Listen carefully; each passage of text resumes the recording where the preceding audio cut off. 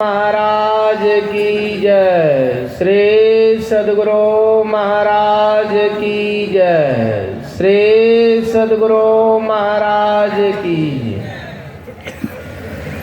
नमो नमो सतगुरु नमो। जासम को न आन परम पुरुष होते अधिक गावे संत सुजान। निवास में श्री आचार्य श्री के चरणों में नमन। मंचस्य पूज्य अर्चनीय वंदनीय महात्मा गणों के चरणों में नमन। परम आदरणीय विद्वज्जन धर्म प्रेमी सज्जन वृंद, धर्मानुरागिनी माताओं एवं धर्मशिला बहनों, अभी हम लोग पाठ में सुन रहे थे सुजन समाज की महिमा को, और वह समाज ऐसा है कि सारे गुणों की खान है, उसमें अवगुण है ही नहीं।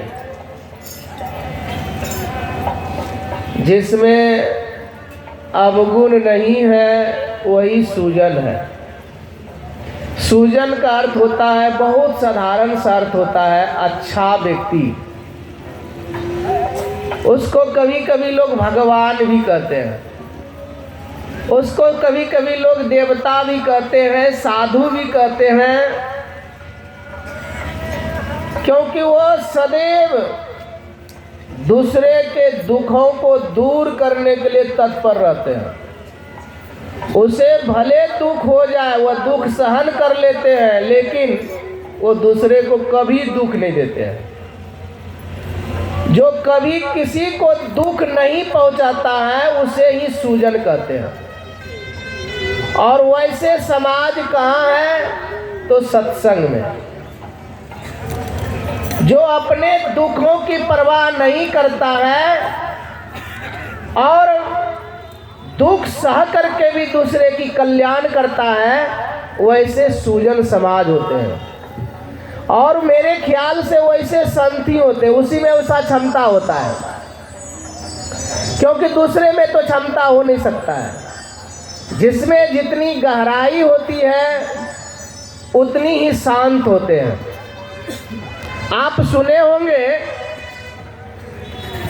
दक्षिण भारत में एक संत हुए तिरुवल्लुवर। वो कबीर साहब के उसकी जिंदगी की नाई था। वह कपड़ा बेचते थे, बुनते थे और कपड़ा भी बेचते थे, लेकिन लोग उसको कुछ भी कह दे तो क्रोधित नहीं होते थे। ऐसा शांत रहते थे, मंद मुस्कान रहते थे, प्रसन्न रहते थे, कोई उसको गुस्सा नहीं सका। तो समाज में हर तरह के लोग होते हैं। तो दो चार युवक जो खून गरम दल का था, जो गरम खून का था, उसके मन में आवेश आ गया, देखे कैसे नहीं गुस्साता है। उसको गुस्साने के लिए वो मार्केट में कपड़ा बेच रहा था। चार युवक आते हैं और आकर के कहते हैं कि बाबा ये कपड़ा का कीमत कितना है? तो कहते हैं उस समय का इस कपड़ा का कीमत जो है ना 100 रुपया है। 200-300 वर्ष पहले की घटना है। तो कहा वो लड़का मिल करके वो बीचे बीच कपड़ा को फाड़ दिया। तस्सर का कपड़ा था, कीमती कपड़ा था, और एक टुकड़ा उठाकर कहते हैं कि बाबा ये कपड़ा का कीमत कितना है? कहा बेटा 50 टका है। फिर उसको बीचे बीच फाड़ देते हैं। कहा बाबा इस कपड़ा का कीमत कितना है? तो उसने क्या कहा? बेटा 25 रुपया है। और ऐसे करते करते जो है कपड़ा को मात्र 2 उंगली का कपड़ा बना दिया। और लास्ट में पूछा कि बाबा ये कपड़ा का कीमत कितना है? तो तिरुवल्लुवर कहते हैं बेटा ये कपड़ा किसी काम का नहीं आएगा, ये दीपक जलाने में बत्ती का काम आएगा, और जिसको बत्ती जलाने के लिए कपड़ा दिया जाता है उससे पैसा नहीं लिया जाता है। जाओ बेटा तुम दीपक जला देना। सदगुरु महाराज की जय। कहा जा बेटा तुम दीपक जला देना। वो चारों ऐसे उसके चरणों में झुक गया और चारों ने प्रतिज्ञा किया कि आज से मैं जीवन में कसम खाता हूं बाबा, आज तक मैं किसी को व्यंग्यात्मक और क्रोधित करने की अपने मन में भावना कभी नहीं लाऊंगा, और आज दिन से मैं सज्जन बनूंगा। वो तिरुवल उठते हैं और चारों को हृदय से लगा लेते हैं। कहा वाह बेटा तूने इस कपड़ा का जितना कीमत दिया, अनमोल कीमत दिया। लोग तो पैसा कमा सकता है लेकिन 4 सज्जन को पैदा नहीं कर सकता है। ऐसे होते हैं सूजन समाज। अभी हम लोग पाठ में सुन रहे थे, सूजन समाज सकल गुण खानी, करो प्रणाम जुग जोरी पानी। ऐसे समाज। और हम लोग साधु की समाज के बारे में सुन रहे हैं, साधु कैसे होते हैं, दूसरे के दुख को कैसे दूर करते हैं। तो ये साधु कहिए, सूजन कहिए या संत कहिए, ये दोनों तीनों की भाषा अलग है लेकिन महत्व एक है।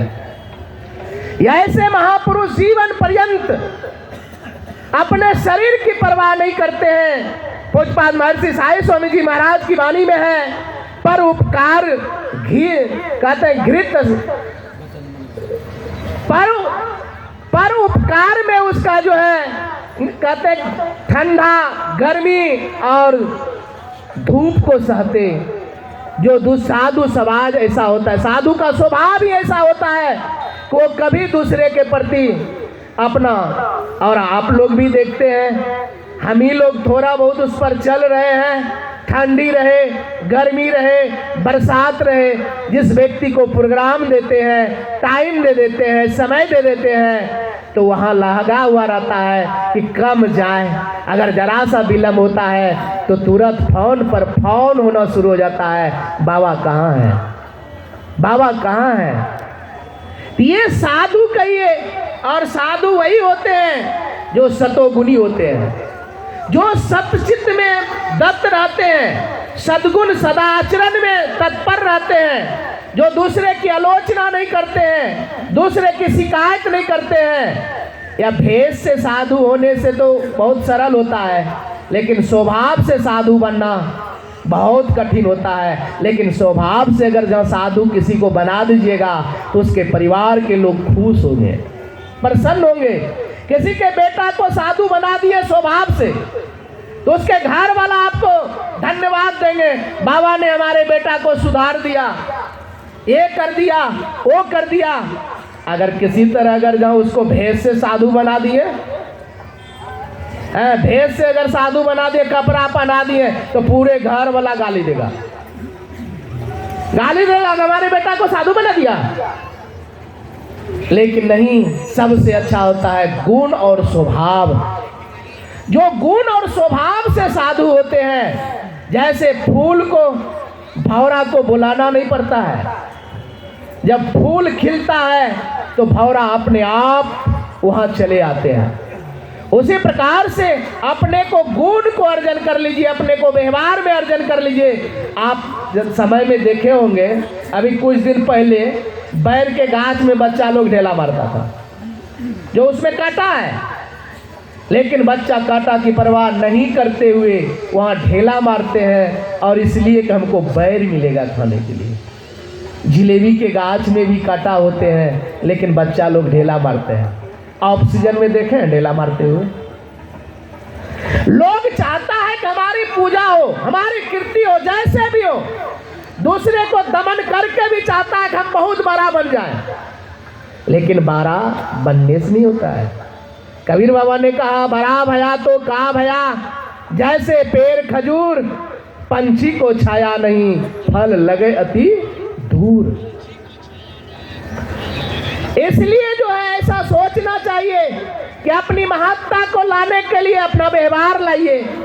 और जब तक व्यवहार को नहीं लाइएगा तो कितनों बड़ा हो जाइए, भगवान के दरबार में आपको पूछना नहीं पड़ेगा कि इसको बाबा कह दिया तो बाबा हो गया, चोर कहा तो चोर हो गया, सो बात नहीं है।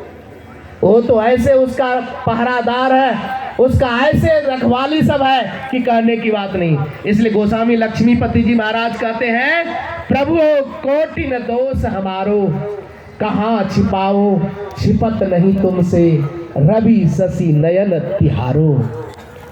जल थल अमल अनल मिली, पांचों है रखवारो। जल थल जितना है, पांच तत्व है, पांचों तत्व उसका रखवारो है।